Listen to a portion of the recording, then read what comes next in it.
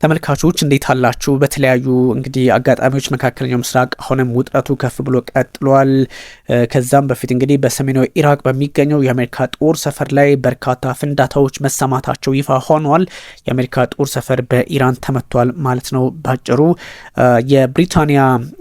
ብሪታንያ የኢራን ህጋዊ ኢላማዎች ወይም ደግሞ የኢራን ጦር የአብዮታዊ ዘቡ ኢላማ እንደሆነ በግልጽ ተቀምጧል። ያ ማለት እንግዲህ የጥቃት ኢላማቸው ህጋዊ ኢላማ እንግሊዝ መሆኗን አስቀምጠዋል። ቀይ ባህር ላይ ደግሞ የሚንቀሳቀሱ መርከቦች መንቀሳቀስ ይችላሉ።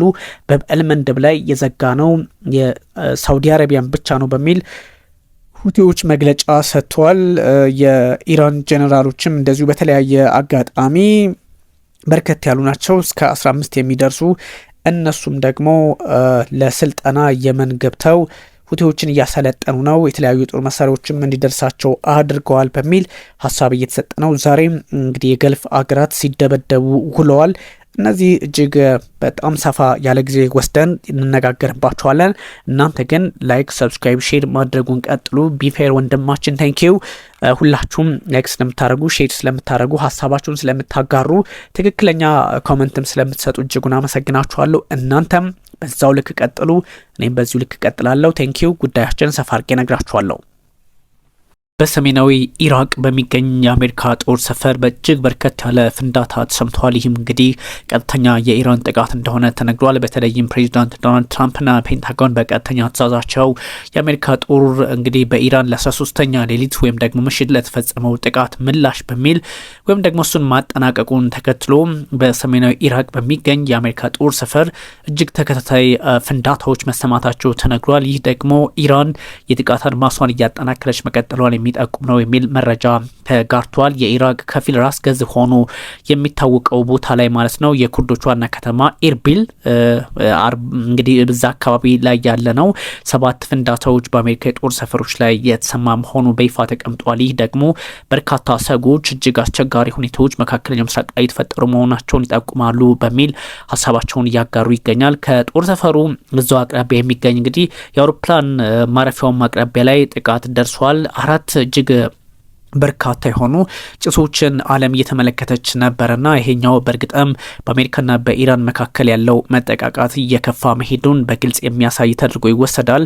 አሜሪካና ኢራን ጦርነት እንግዲህ አገርሽቷል። በግልጽ ለመናገር ከዚህ በፊት ከነበረው ይሄ ከተኩስ አቁማቸው አንጻር የተለያዩ ተስፋዎች ነበሩ። እሱ ግን አሁን ተስፋ እንደሌለው የሚጠቁም ሆነዋል። በሆርሙዝ ሰርጥና በዛው አካባቢ በሚገኙ ሀገራት በተለይም ደግሞ ገልፍ እየተባሉ በሚጠሩት አካባቢዎች ወይም ሀገራት በባህር ሰላጤው ማለት ነው ሰነዘረው ጥቃት አሁንም በርትቶ ቀጥሏል። የተለያዩ አካባቢዎች እየተመቱ ይገኛል። የኢራን አጋር ሁቲዎችም በዚህ ሳምንት በቀይ ባህር ላይ ከባድ የሚባሉ ጥቃቶችን ማድረሳቸውን ቀጥለዋል።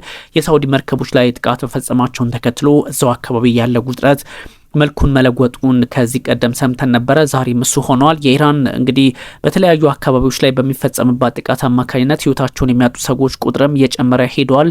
ጉዳት የደረሰባቸውም እንደዚሁ ከፍ እያለ ሄዷልና ለዚህ አስቸጋሪ ሁኔታ እኛም አጸፋዊ ምላሽ መስጠት አለብን በሚል ቁርጠኛ ሆናለች እየተባለ ይገኛል። ለዚህ ደግሞ ፕሬዚዳንት ዶናልድ ትራምፕ ጉዳዩን መቀዝቀዝ እንዳለባቸው ከራሳቸው ከአሜሪካ ፖለቲከኞችም ጥያቄ ይነሳል። ያን ማድረግ ግን አልቻሉም። ኢራን በዛ ላይ እንግዲህ ለሁቲዎች ማለትም ለየመን ሁቲዎች ሰናን ለተቆጣጠሩት አንሳራላህ እየተባሉ ለሚጠሩት ወታደራዊ አዛዦችን እንዲሁም የሚሳኤል ቁሳቁሶችን የተለያዩ ማለትም ጫፍ ላይ ሆነው የሚተኮሱ አረጫፎቹን ጭምር ነው እንደላከች ይፋ ሆኗል ተነግሯል ማለት ነው። የኢራን አብዮታዊ ዘብ ኃይል አርጂሲ እንግዲህ ከሱ አባላት በተለይም ደግሞ የጦር አዛዦች ወታደራዊ ካውንስለርስ ወይም አማካሪዎችና ከሚሳኤልና ድሮን ጋር ተያያዥነት ያላቸው የተለያዩ ማተርስ ወደ የመን መላኳን የተለያዩ ምንጮች እንግዲህ ይፋ እያደረጉት ይገኛል። በተለይ ደግሞ ሮይተርስ እንደዚህ አይነት ጉዳዮችን በመዘገብ ይታወቃልና ሰፋ አድርጎ ይዞት ወጥቷል። ቴህራን እጅግ አደገኛ የሆነ ወታደራዊ እንቅስቃሴ ውስጥ እንደሆነች የሚጠቁም ነው። ምክንያቱም በሁቲዎች አማካኝነት ቀይ ባህርና ህንድ ውቅያኖስን በበል መንደብን ከዛ እስከ ስዊዝ ካናል ጫና ውስጥ ማስገባት ከቻሉ በእርግጥም ጦርነቱን ዓለም አቀፋዊ ያደርጉታል። በእርግጥም ጦርነቱ ለሳውዲ አረቢያ ፈታኝ ይሆንባታል። ለሳውዲም ብቻ ሳይሆን ለአሜሪካ ጦርም ለመቆጣጠር አደገኛ ይሆንበታል። ስለዚህ ትንሽ ከባድ የሆነ እርምጃ ተደርጎ ተወስዷል። የኢራን ፖለቲከኞች በዚህ ጉዳይ ላይ የተለያየ ሀሳባቸውን ያስቀምጣሉ። በተለይም ደግሞ የየመን ኢንፎርሜሽን ሚኒስትሪ ያወጣው አንድ ሀሳብ አለ ወይም ደግሞ አንድ ሀሳብ አጋርቷል። የቀጠናው ደህንነት እና በተመለከቱ የተለያዩ ሀሳቦችን ለማጋራት ተሞክሯል። እንግዲህ ኢራን ወደ የመን ወታደራዊ ቁሳቁሶችን ያጓጓዛችው ከዚህ ቀደም ሐምሌ 13 ነው በሚል እንደዚሁ ተናግረዋል። ስማቸው እንዲጠቀስ ያልፈለጉ ሰዎች ናቸውና ትንሽ አስቸጋሪ ነው። ለደህንነታችን በሚል ስማችን እንዲጠቀስ አንፈልግም፣ አንንምስ ነው እና ስለዚህ የኢራን ምንጮች ወይም ደግሞ አይአርጂሲን ዋቢ አድርገው ከ10 እስከ 21 የሚደርስ አዛዦችም ጭምር የአብዮታዊ ዘቡ ማለት ነው እዚሁ ቦታ ላይ መድረሳቸውን የሚጠቁም መረጃ ነው የተጋራውና ይሄ ቀላል አይደለም። ምክንያቱም ጦርነቱን እዛ አካባቢ እያሰፋው ስለሚሄድ ማለት ነው። ከነዚህ መካከል እንግዲህ ከፍተኛ የጦር አዛዦች ይገኙበታል። ከኢራን የተነሳው አውሮፕላን በተለይም ደግሞ በሁቲ ቁጥጥር ስር ወደሚገኙ አካባቢዎች ሰና ማለት ነው በረራ እያደረገ እንደሆነ ተነግሯል። አውሮፕላን ማረፊያው በሳውዲ ጥቃት ከደረሰበት በኋላ ቢሆን ግን ትንሽ አስቸጋሪ ሁኔታዎች ተፈጥረዋል። ወደ ቀይ ባህር ወደብ ከተማዋ ሆዴዳ እንዳመራ በይፋ ተነግሯል። ያ ማለት ከኢራን ተነስቶ የመን ሰና ዋና ከተማዋ ማለት ነው። እንግዲህ ያው በእርግጥ ሁቲዎች የተቆጣጠሩት ቦታ ላይ ነው ማለት ነው የሚያርፈው፣ ግን ሰና ላይ አሁን ማረፍ አልቻለም። ምክንያቱም ሳውዲ አረቢያ ቀድማ ቦታው ላይ ስለመታችው ወይም ደግሞ በሳውዲ የሚደገፈው ኃይል ቦታው ላይ ቀድሞ ጥቃት በመሰንዘሩ እንዲህ አይነት ጉዳዮች ተፈጥሯል ነው። ሆዴዳ የሚባለው ደግሞ እሱ ቦታ ላይ በተደጋጋሚ እስራኤል ጥቃት በመሰንዘር ትታወቃለች እና አሁንም እንደዚህ አይነት ነገሮች ሊኖሩ እንደሚችሉ እየተነገረ ነው። የአይአርጂሲ ሰዎች ወደዛ አካባቢ ማቅናታቸው ውጥረቱን በግልጽ ያሳያል። በተለይም ደግሞ የሁቲን ዘመቻዎች ለመደገፍ እድል ይፈጥራል። በአዲስ የሚሳይል ስርዓት ላይ ስልጠና ለመስጠት እንደሆነም ተነግሯል። የተለያዩ እንቅስቃሴዎች እዛ አካባቢ በስፋት እየተመለከትን ይገኛልና ትንሽ አስቸጋሪ ሁኔታዎች ሊፈጠሩ እንደሚችሉ ግልጽ ነው። በሳውዲ አረቢያ የሚደገፈው እንግዲህ የየመን ደቡባዊ የመን ማለት ነው አብዮታዊ ዘብ አዛዦች እንደዚሁም ደግሞ የተለያዩ ጦር መሳሪያዎች ወደ የመን መግባታቸውን ቢያረጋግጡም እነሱ የወሰዱት እርምጃ እንደሌለ በግልጽ ነው የተቀመጠውና ትንሽ አስቸጋሪ የሚያደርገው እነ ፕሬዚዳንት ዶናልድ ትራምፕ በምን አይነት አኳኋን ውስጥ ነው ይሄን ፖለቲካ ሊቆጣጠሩት የሚችለው የሚለውም ሆነዋል። ኢራን እንደምታውቁት እንግዲህ የብሪታንያ ጦር ሰፈሮች ሌጋል ታርጌት ናቸው በሚል ህጋዊ ኢላማ ናቸው በሚል ሀሳቧን አስቀምጣለች። ይህንም ተከትሎ እንግዲህ ብሪታንያም ራሷን ለመከላከል ዝግጁ ነኝ የሚል አቋሟን በግልጽ አስቀምጣለች ማለት ነው። እንግዲህ የለንደን የጦር ሰፈሮች በመካከለኛው ምስራቅ ወይም ደግሞ ለአሜሪካ ጥቃቶች ጥቅም ላይ እየዋሉ መሆኑን ተረድቻለሁ በሚል አይአርጂሲ ከዚህ በኋላ ሌጂቲሜት የሆነ ታርጌት አረጋቸዋለሁ በሚል ወይም ደግሞ ህጋዊ ኢላማ ይሆናሉ በሚል ሀሳብ አስቀምጧል። ይህን ተከትሎ የብሪታንያ መንግስት ደግሞ ራሳችንን ለመመከት ወይም ደግሞ ራሳችንን ለመከላከል 24 ሰዓታት 7 ቀናት ወይም 24/7 አምሬዲ የሚል ሀሳብም አስቀምጠዋል። ይሄ ሮያል ፎርሱ ማለት ነው እና እንደዚህ አይነት ጉዳዮች ምናልባትም መካከለኛው ምስራቅን ጉዳይ ጨለማ ውስጥ እያስገባው ወይም ደግሞ ፈታኝ ጊዜያትን እያባባሰው እንደሚቀጥል ጠቋሚ ያደርገዋልና ብዙ ሰዎች ሀሳባቸውን በዚህ ልክ እያስቀመጡ ይገኛል። ግን ፕሬዚዳንት ዶናልድ ትራምፕ እነሱም ቢሆኑ የፖለቲካ መፍትሄ አለመጡም በሚል ተቻሉ። ፖለቲካዊ መፍትሄ እንዴት ነው ሊመጣ የሚችለው የሚለውንም ስቲል በብዙ ጥያቄዎች መልክ የሚያልፉ ሆኗል ማለት ነው። የዩናይትድ ኪንግደም ኃይሎች እንግዲህ በተለይም ደግሞ የአሜሪካ ሰራዊት አባላትን እንደዚሁም አውሮፕላኖች ለሚወስዷቸው ራስን የመከላከል እርምጃዎች የጦር ሰፈራቸውን እንዲጠቀሙ ስለተፈቀደች እኛም እርምጃ እንወስዳለን በለንደን ላይ የሚል አቋም ነው ያላቸውና ትንሽ ፈታኝ አድርገዋል። ጦር ሰፈሮቹ ኢራን በተለያየ አጋጣሚ እንድትመታ እድል የፈጠሩ እዛ አካባቢ ለሚደረጉ እንቅስቃሴዎችም ደግሞ የማጥቃት እርምጃዎችም አገልግሎት እንዲሰጡ የተደረጉ ናቸው ተብሎ ይታሰባልና የኢራን ውጭ ጉዳይ ሚኒስቴርም በግልጽ ይህን መግለጫ ያወጣው። ስለዚህ ዩናይትድ ኪንግደም አሜሪካ ጦርነትን እየተባበረች ነው በሚል ከሷል። እናም የአብዮታዊ ዘቡ እንግዲህ ለአሜሪካ ጦር ድጋፍ የሚያቀርብ ማንኛውም ሀገር የጥቃቱ ውጤት ሰለባ ይሆናል በሚል አቋማቸውን ከዚህ በፊት አስቀምጠው ነበረ። እሱንም እንግዲህ ለማድረግ ተገደናል። ስለዚህ ከዚህ በኋላ ህጋዊ ኢላማዎቻችን ናቸው በሚል ሀሳብ ብቻ አይደለም የጥቃት ኢላማቸውን ወይም ደግሞ አድማሳቸውን እንደሚያሰፉ ይፋ አድርገዋል። ፕሬዚዳንት ዶናልድ ትራምፕ በኢራን ለሚያደርጉት ወታደራዊ እርምጃና ጦርነት ድጋፍ አልሰጡም በማለት እንግዲህ የሚወቅሷቸውን የብሪታንያ መንግስትን ደግሞ በተለይ ደግሞ የቀድሞው ጠቅላይ ሚኒስትር የተባረሩት ማለት ነው ኬር ስታርመር በተደጋጋሚ ሲተቿቸው ይታወስ ነበርና ለምንድን ነው እንደዚህ አይነት መግለጫ ከነ ሰይድ አባስ አራግቺ መስሪያ ቤት የወጣ የሚለውም ብዙ ሰዎች በጥያቄ መልክ ሊያነሱት የሚገባም ነው። ኦፍኮርስ እየተነሳም ይገኛል። ሐሙስ መግለጫ እንግዲህ ኢራን አውጥታለች። በዩናይትድ ኪንግደም የጦርነቱ አጋር ነች በሚል በግልጽ ነው አቋሟን ያራመደችው። እንዲህ አይነት ሁኔታዎች ምናልባትም የእነዚህን ሀገራት ግንኙነት የዋሽንግተንና የለንደንን እያበረታ፣ በሌላ በኩል ደግሞ ለንደን እስካሁን ከነበረችበት ጦርነቱ ላይ ሰብሰብ ያለ አቋም ወደ ሌላ አቅጣጫ እንድትገባ የሚያደርግ ነውና ኢራን በባህረ ሰላጤው ሀገራትም ላይ የምትሰነዝራቸው ጥቃቶች እንዳሉ ሆኖ በተለይም ደግሞ በነዚህ ጂሲሲ ሀገራት ላይ የምትሰነዝረው ጥቃት እንዳለ ሆኖ ተጨማሪ ደግሞ አውሮፓውያንን የምታካትት ከሆነ በተለይ ደግሞ እንግሊዝን ለመምታት ኢላማዎቿን ለመምታት በተለይም ዴጎ ገርሲያ የሚባል አለ እንደምታውቁት እንግዲህ እሱ አካባቢ ላይ የእንግሊዝ መንግስት አንድ ሀብት አለው እንደምታውቁት ከአንድ የአፍሪካ ሀገር የወሰደው ወይም ደግሞ ለ100 ዓመታት በሊዝ የገዛው አለ አሳልፌ ሰጥቻለሁ የሚል አቋም ነበረ። ግን ምን ያህል አሳልፈው ሰጥቷል የሚለውም እንዳለ ጥያቄ የሚነሳበት ቢሆንም እዚህ ጋር ዴጎ ገርሲያ ወይም ደግሞ በቻጋውስ ደሴቶች አካባቢ ብሪታንያ ለምታደርገው እንቅስቃሴ እንቅፋት እንደሚሆኗት ሳይታለም የተፈታ ነውና አንዳንድ ጉዳዮችን በዚህ ልክ ማየትም ብቻ በቂ እንዳልሆነ ይነገራል። ጠቅላይ ሚኒስትሩ እንግዲህ በተለይም ደግሞ ኬር ስታርመር የብሪታንያው በአንዲ በርንሃም ተተክተዋል። ከአሜሪካ ጋር የተደረገው ስምምነት እንግዲህ ስለማራዘሙ የተገለጸላቸው እንደሆነ በቀድሞ አስተዳደር የተላለፈ ይህን የብሪታንያ ውሳኔም አለመቀየራቸው ግልጽ ቢሆንም ብዙ ግን የሮያል ኤርፎርስ ፌርፎርድ እሱም ዝግጁ እንደሆነ በይፋ ነው ያስቀመጡት። ግን ከአይአርጂሲ በኩል የወጣው መረጃ ደግሞ ሌላ አይነት አቋምን የሚጠቁም ነውና ከቀናት በፊት የተፈጸመው የአሜሪካ ጥቃት ተልዕኮ የተነሳው ከብሪታንያ ነው በሚል አቋማቸውን አስቀምጧል። ያ ማለት ከብሪታንያው ጦር ሰፈር ሮያል ኤርፎርስ ፌርፎርድ እዛ ላይ የተነሱ እንደሆነ ተነግሯል። እንግዲህ በዚህ ሳምንት ኢራን ላይ በተፈጸሙ ጥቃቶች ሀገሪቱ ጦር ሰፈሮች ጥቅም ላይ ውለው እንደሆነ አስተያየት መስጠት አልፈለገም የዩናይትድ ኪንግደም መከላከያ ሚኒስቴር መስሪያ ቤት። ሮያል ፎርሱ እንደዚሁ ብዙ አስቸጋሪ ነገሮች አሉ። በእርግጥ ለኢራን ዛቻዎች የዩናይትድ ኪንግደም መንግስት በተለይም ጦር ኃይሎቻችን ዩናይትድ ኪንግደምን ደህንነት በምድራችንም ሆነ በውጭ ሀገራት ከሚፈጸሙ ከማንኛውም ጥቃቶች ለመጠበቅ ዝግጁ ነን የሚል አቋማቸውን ነው እንግዲህ አደባባይ ይፋ ያደረጉትና ይሄኛው ፈታኝ ጊዜያትን ሊያመጣ እንደሚችል ጠቋሚ ያደርገዋል። እንደዚህም ሆኖ እጅጉኑ ስብስብ የሚያደርገው ፕሬዚዳንት ዶናልድ ትራምፕ አሁን ያሉበት የፖለቲካ ውጥረት ምንድን ነው የሚለውን ወይም ደግሞ እሳቸውም ራሱ መፍትሄ መስጠት አቅቷቸዋልና ለምንድን ነው ፕሬዚዳንት ዶናልድ ትራምፕስ ቢሆኑ ፖለቲካዊ መፍትሄ መስጠት ያቃታቸው በሚል ሀሳቦች እዚህም እዛም ይነሳሉ። ግን አንዳንድ ሁኔታዎች ደግሞ በጣም የበዛ ኦቨርዌልምን የሆነ የፖለቲካ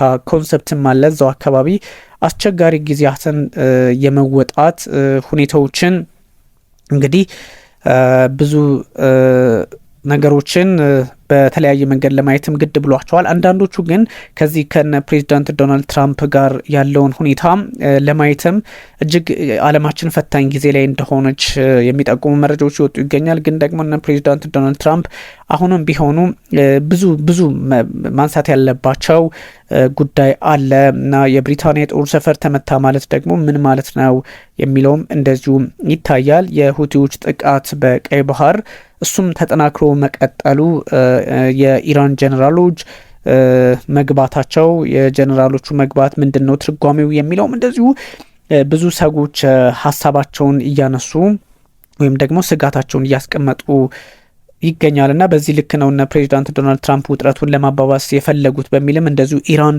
በመክሰስ ሂደት ላይ ናት። ግን በጣም ተለዋጭ የሆነ ፖለቲካ ነው ያለው። እንደምታውቁት ኢራን ወደ ገልፍ ሀገራት ጥቃት መሰንዘሯንም እንደዚሁ አረጋግጣለች። ያ ማለት እንግዲህ ወደ በጣም ብዙ ጥያቄዎች የሚነሱበት አካባቢ ነው። እንደምታውቁት ጥቃቶች ተጠናክሮ ይቀጥላሉ። ጥቃቶቹ ደግሞ ተጠናክሮ የሚቀጥሉት ኩዌት ላይ ባህሬን ላይ እንደሆነ እየተነገረ ነው። በተለይም ደግሞ ኩዌት የአየር መከላከያ ስርዓቷ በጣም አደገኛ የሆኑ ሆስታይል የሚባሉ ድሮኖችን እያከሸፈ እንደሆነ አስቀምጧል። ይሄኛውም ትንሽ እንግዲህ በገልፍ ሀገራት ላይ ያለውን የፖለቲካ መንገድም ጫና ውስጥ ሊያስገባ የሚችል እንደሆነ ተነግሯል። ለዚህም ነው ብዙ ሰዎች ይሄኛው ጉዳይ እስከ ምንድን ነው ሊወስድ የሚችለው፣ ምን አይነት የፖለቲካ አንደምታ አለው፣ ሰዎች በዚህ ልክ ነው የሚያስቡት፣ ወይም ደግሞ እዛ አካባቢ ያለውን የመካከለኛው ምስራቅ ፖለቲካ ዓለም ማረጋጋት ተስኗት ነው ወይ የሚል ጥያቄ ይነሳል። ከኩዌት በተጨማሪ ዮርዳኖስ 6 የሚሆኑ ድሮኖች እንግዲህ ዮርዳኖስ 5 ሚሳይሎች ወይም ደግሞ ድሮኖች በየቀኑ ነው የሚወነጨፍባትና እንግዲህ ኢንተርሰፕት አድርግ ያለው ለማለት ሞክራለች፣ ግን ትንሽ አስቸጋሪ ነው። እንደዚህ አይነት ነገሮች በጣም ይሄ ዲፕሎማቲክ ላይ ተርሞይል ውስጥ ያለ አካባቢ ስለሆነ አሳሳቢ ነው። ካታር በዛ ላይ እንግዲህ አርጅስ ዩኤስ ኢራን ቱ ኢምፕሊመንት ኤምኦዩ የሚል ሀሳብም ተጋርቷል። ያው ካታር ስምምነት እንዲደረግ በጣም የተጋቻለች አገር ናት እና ምንድን ነው ያለው የሚለውን ብዙ ሰዎች ሀሳባቸውን እያስቀመጡ ነውና በተለያየ መንገድ እዚሁ ቀይ ባህር አካባቢ ያለው ሁኔታም በጣም አስቸጋሪ ነው። የእስራኤል የፖለቲካ ሁኔታም ወታደራዊ እርምጃም በተለየ መንገድ የሚታይ ስለሆነ አንዳንድ ነገሮችን በዛ ልክም ሲሪየስ አድርጎ ማየት እንደሚያስፈልግ ይነሳል። ኤኒዌይ እንግዲህ ኢራን በተለያዩ ቦታዎች ላይ ጥቃት ስትሰነዝር ውላለች። ዛሬም ቀኑን ሙሉ ማለት እንችላለን በኩዌት ላይ፣ እንደዚሁም ደግሞ በባህሬን ላይ፣ በጆርዳን ዮርዳኖስ ላይ፣ በኢራቅ አካባቢ ላይ እንግዲህ ጥቃት ተሰንዝረዋል ማለት ነው። እነዚህ በእውነትም የነዚህ የፖለቲካ ሰዎች ፈታኝ ጊዜያትን ዓለምን ታሳልፍ እያደረጉት ነው የሚለውን ሀሳብ ያጠናክራል። የሁቲ ቃል አቀባይ በአልመንደብ አልዘጋውም ብሏል። ናቫል ብሎኬጅ ታርጌት ሳውዲ አረቢያ ኦንሊ፣ ሳውዲን ብቻ ነው እኛ ኢላማ ያደረግነው እንጂ ሌሎቻቸው እንደሚሉት አይደለም። ሳውዲ ላይ ግን ሳውዲን ብቻ ነጥለን ነው የዘጋነው፣ ሌሎች መንቀሳቀስ ይችላሉ የሚል አቋም ነው ያላቸውና ኦፍኮርስ ብዙ ጥያቄዎች የሚነሱበት አካባቢ ሆነ ቀጥሏል። ያም ሆኖ ግን አሁንም ፕሬዚዳንት ዶናልድ ትራምፕ በተለያየ መንገድ በተለያየ የፖለቲካ አቋም ላይ ሆነው የሚሰሩት ስራ ስለሆነ ለመፍትሄ በተለየ መንገድ መቆም ያስፈልጋል ተብሎ ይታሰባል። ጥቃቶች ግን አሁንም ብዙ አይነት የጥቃት ስልቶች መካከለኛው ምስራቅ ላይ ልንመለከት እንደምንችልም ይነገራል። ህጋዊ የሆኑ ጥቃቶች እዚህም እዛም በስፋት ልንሰማ እንችላለን። ህጋዊ ማለት እንግዲህ አንዱ ሌላውን የመክሰስ ወይም ደግሞ አንዱ በሌላው ላይ ጫና ለመፍጠር የሚያደርገው ጥረት ነው።